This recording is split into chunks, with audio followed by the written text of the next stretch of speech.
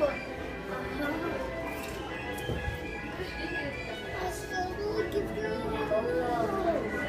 give you a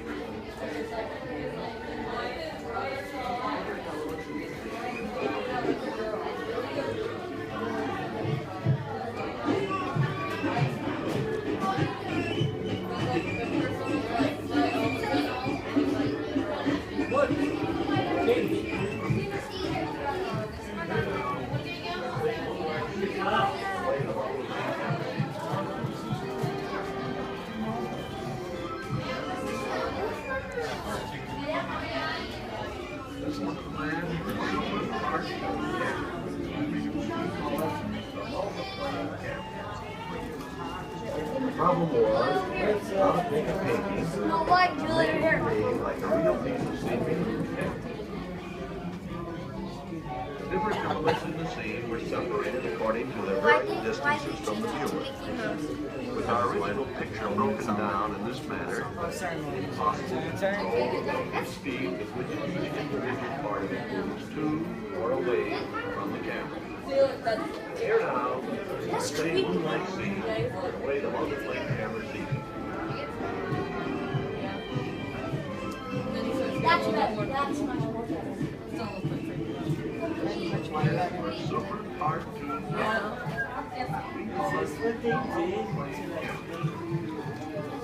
The problem was how to take a painting and make it behave like a real piece of scenery on the camera. The different elements in the scene were separated according to their varying distances from the viewer. With our original picture broken down in this manner, it's impossible to control the relative speed with which each individual part of it moves to or away from the camera. Here now, the same moonlight scene. Look at Mickey Mouse.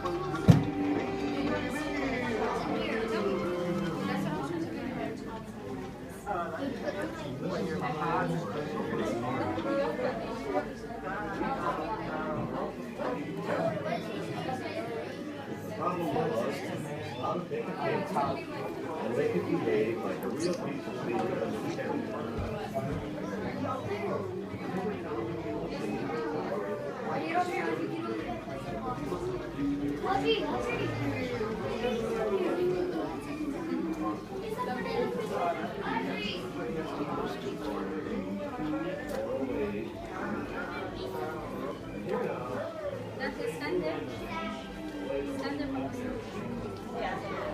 I got a bunch.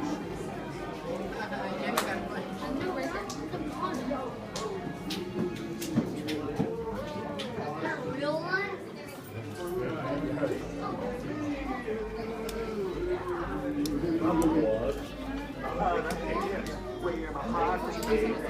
Everybody on the street trying to back there.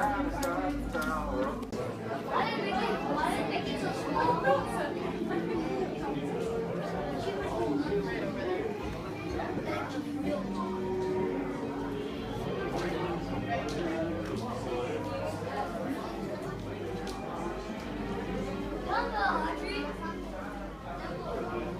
The wonder world of nature is blown around. Disney Band's on TV or what?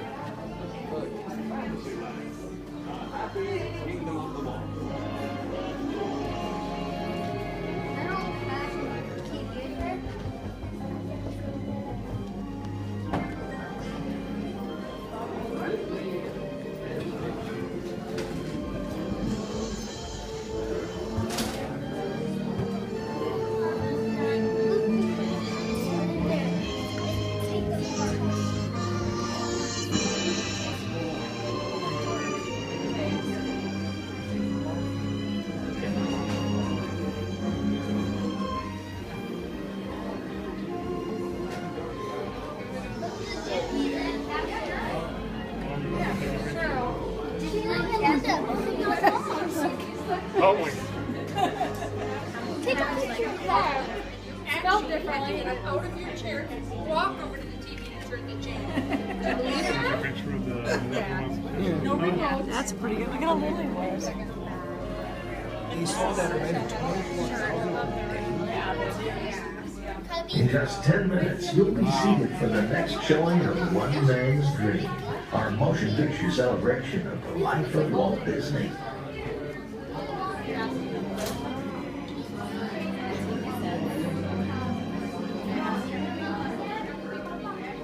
See his office?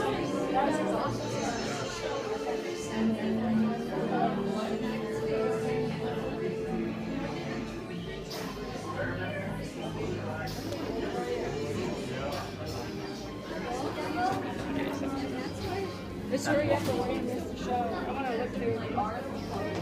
And guess what? What is that?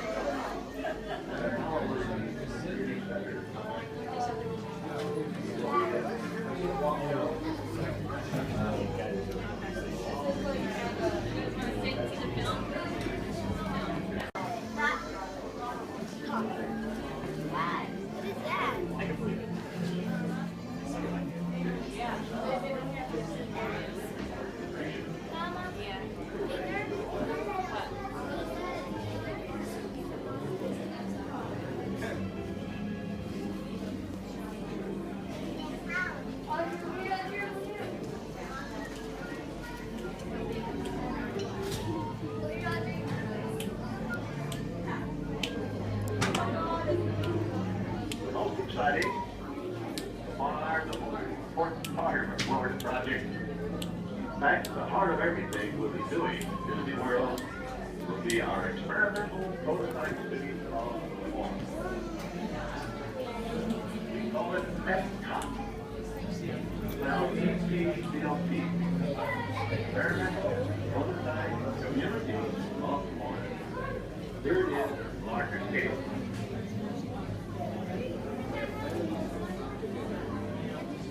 Epcot takes its cue from the new ideas and new technologies that are now emerging from the creative centers of American industry. It will be a community of tomorrow that will never be complete, that will always be introducing and testing and demonstrating new materials and new systems. And Epcot will always be a showcase to the world for the ingenuity and imagination of American free enterprise. It's a once-in-a-lifetime opportunity for everyone who participates. Speaking for myself and the entire Disney organization, we're ready to go right now.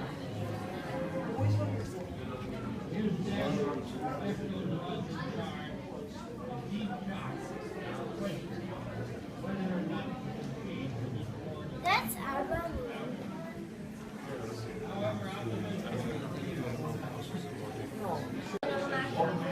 Florida project. Back to the heart of everything we're doing in Disney World.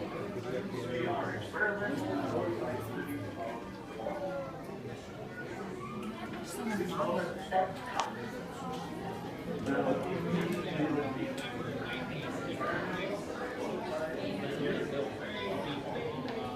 Here it is.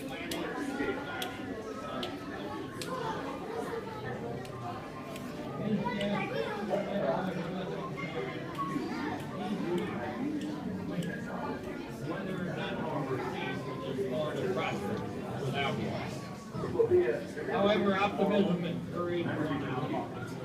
Now, 5 years later, we are here today to dedicate this new magic kingdom, Walt Disney World.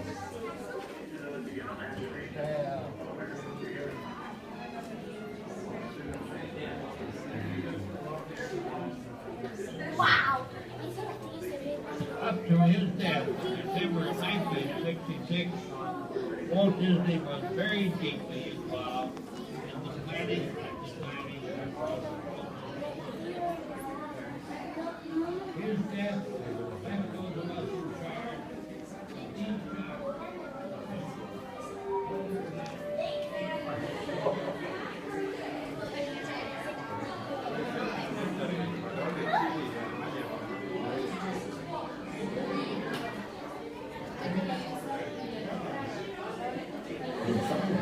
will begin the next showing of One Man's Dream.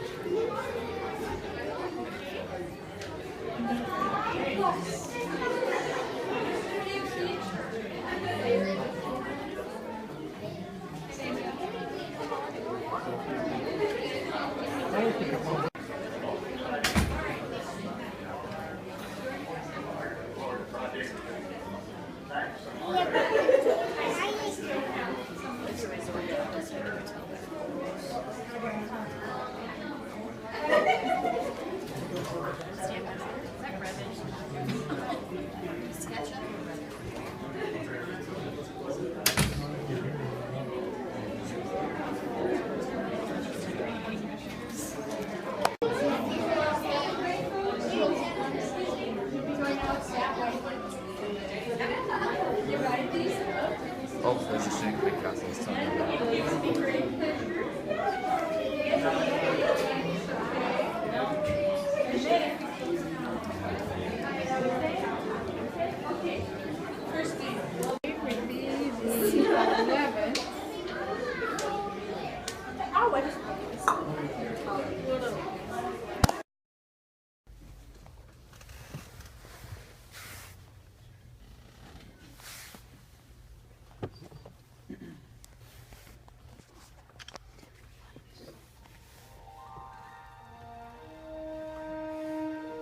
They say that Hollywood is a town built on dreams, and one of its greatest dreamers was Walt Disney.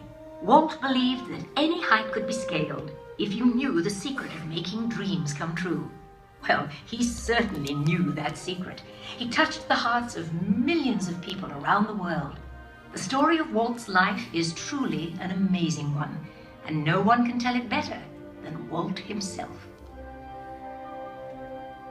My dad worked as a carpenter in the World's Fair building. He eventually ended up in Chicago as a contractor. And he was doing that when I was born, December 5th, 1901. But my dad made some money as a contractor, and he wanted to get back to the farm. They finally ended up buying his farm in Marceline, Missouri. It was a beautiful farm, but it was not the kind of farm to make a living on. Things got pretty tough on the farm. My dad had a sickness. So my dad sold the farm, took the money, and went to Kansas City. And my dad bought this Kansas City Star route. And they gave me a route. I was about 9 or 10 when I started that. Winter, we'd go out at 3:30 in the morning right after a blizzard, or in a blizzard, or in pouring rain. It didn't matter. I did that for 6 years. It was tough. It seems that everywhere Walt's father turned, he found failure, and the constant struggle took its toll on the family. One by one, the children began to leave home. Then came the day Walt woke up to find his best friend, his brother Roy, had gone as well. My brother had joined the Navy, so I wanted to join it. Well, I was still a year too young. I was 16. Finally, this kid come in to me very excited. He said, "There's something just for me here that you and I can get in." I said, "What is it?" He said, "An ambulance unit." I was in Paris, 3rd of September, when Pershing pulled out. Paris, which had been this exciting thing with all these soldiers and things, suddenly there wasn't a soldier to be seen. And I suddenly became very lonesome. So then I went in and put a request in to be discharged. Well, I hit Chicago That's where my parents were living. And I said, Dad, I want to be an artist. And my dad, he just couldn't buy that. So I pulled stakes and moved to Kansas City. Roy was in Kansas City working in a bank. One of the fellows working with Roy said, say, I have a couple of friends that have an art shop. I went up to these samples, and there were all these corny things I'd done in France. Well, by gosh, they hired me. I mean, right on the spot. So I took the camera home, and then I started experimenting. On my own there. But then I went into this Kansas City Film Center. So that was where I got started in the animation business. So I was thinking if I had something with a novel twist, I might crack the market. But I still couldn't get anywhere with it. I failed. I learned a lot out of that. And I think it's important to have a good hard failure when you're young. I packed all my worldly goods in a cardboard suitcase. I went to Hollywood. Arriving there with just $40 in my pocket from my Kansas City ventures. Now, my brother Roy was already in Los Angeles. Both of us were unemployed. We solved the problem by going into business for ourselves. We established the first animated cartoon studio in Hollywood. Walt's dream was finally coming true. He had his first commercial success, Oswald the Lucky Rabbit. And Walt himself was lucky enough to marry the girl of his dreams, Lillian, a pretty ink and paint girl who worked at his studio. Then he was dealt a tough blow. On a trip to New York City, he learned that through a contract loophole, he had lost ownership of Oswald. And to make matters worse, the distributor had signed away all of Walt's artists. Devastated, he headed back home to California. But something happened along the way that would change his world forever. Mickey Mouse came into our life. He popped out of my mind onto a drawing pad on a train ride from Manhattan to Hollywood at a time when the business fortunes of my brother Roy and myself were at lowest ebb and disaster seemed right around the corner. His first actual screen appearance was at the Old Colony Theater in New York in Steamboat Willie. He was the first cartoon character to stress personality, and I thought of him from the first as a distinct individual. I did the voice. Hang on, pal. Here we go.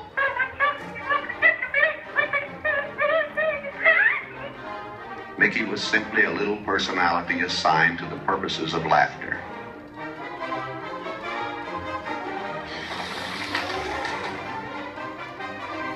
Mickey fitted the need exactly. He brought in the money which saved the day. He enabled us to explore our medium, and he paved the way for our more elaborate screen ventures.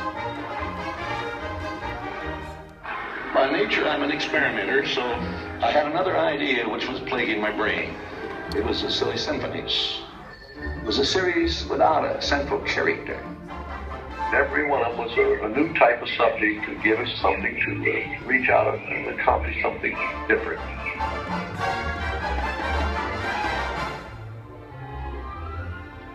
Then we started distributing both Mickey Mouse and the Silly Symphonies. It was nip and tuck, get them out. Walt began to push himself and his artists. He worked day and night, and when he wasn't working, he was worrying about the future. And then the inevitable happened. In 1931, he suffered what he called a heck of a breakdown. So he took Lillian on the first vacation they had ever had. By the time he got back, he was a new man and ready to get back to work.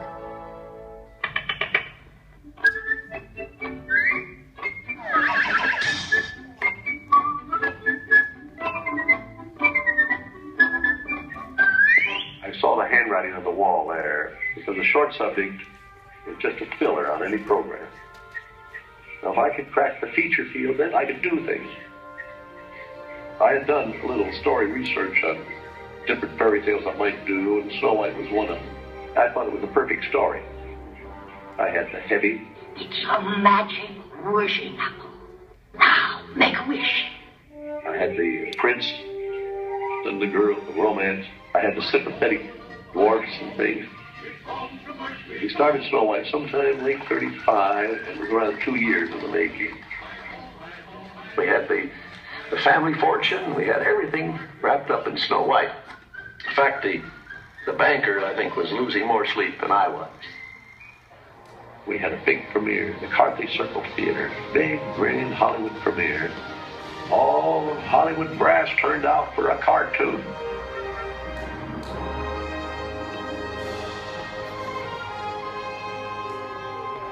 The Daddy of Snow White and the Seven Dwarfs is going to be presented this beautiful statue. Isn't it bright and shiny? Oh, it's beautiful. Aren't you proud of it, Mr. Disney? I'm so proud, I think I'll bust. With the profits of Snow White, I built a studio.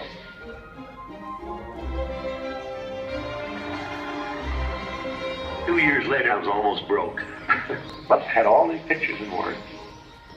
Pinocchio? You can see there are no strings on me. Bambi?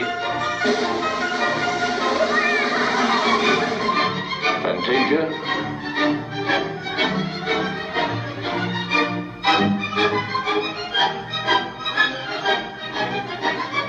That was when the war came. The whole world was collapsing then. So many of my boys went to service. So I just practically stopped my feature production. That's all I could do. And after the war, there was quite a problem picking up the pieces. I knew that diversifying of the business would be the salvation of it. So I tried various things. I wanted to go beyond the cartoon. And I thought if I could get into the live end, that there's things I could do. Stand by, engines.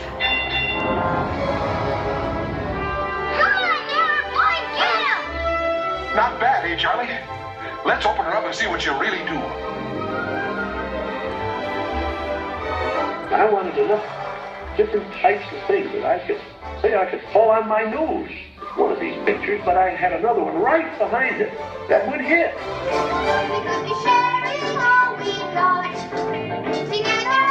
After a long concentration on live action and cartoon films, we decided to try something that would employ about every trick we learned in the making of films.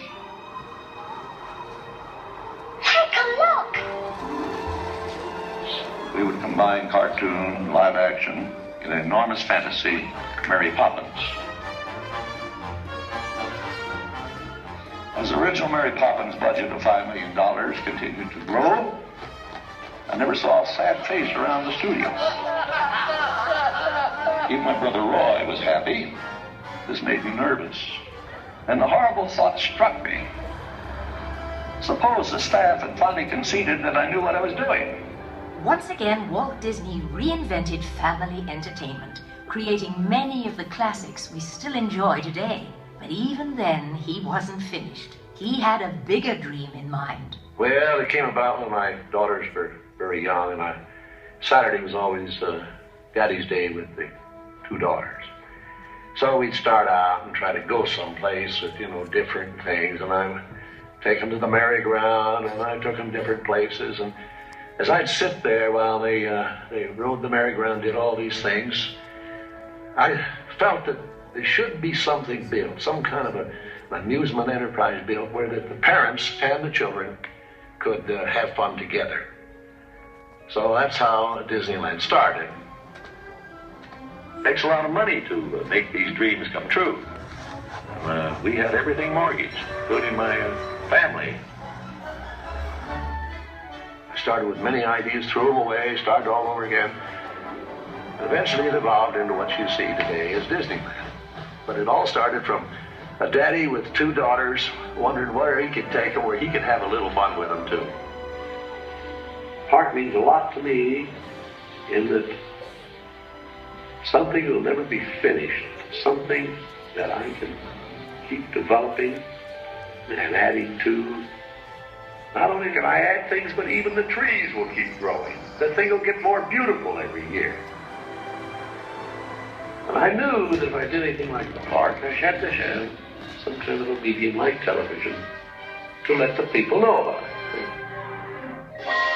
The world is a carousel of color, history, comedy, fantasy. There's drama and mirth, there's old Mother Earth, with all of her secrets to see. The miracle of imagination, the marvels of earth, sea, and sky. These wonders untold are ours to behold in the funny world, the sunny world, the wonderful world of Earth. And now your host, Walt Disney. Today, I want to share with you some of our ideas for Disney World. Here in Florida, we have something special we never enjoyed at Disneyland, the blessing of size. There's enough land here to hold all the ideas and plans we could possibly imagine.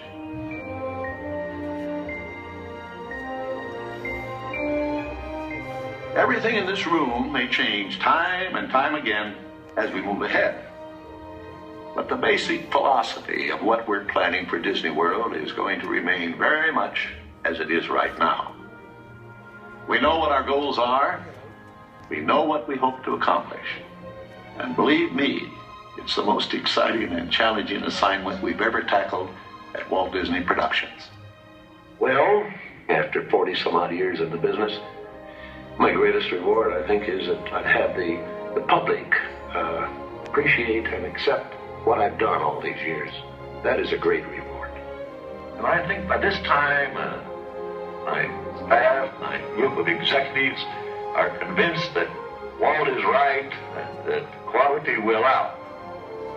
And I think that'll hang on after Disney. Walt Disney once said, "I hope that we never lose sight of one thing, that it was all started by a mouse." But we know it was really all started by a man with a dream, and a mouse. I got home out of the blue. Fate steps in and sees you through. When you wish upon a star, your dreams come true.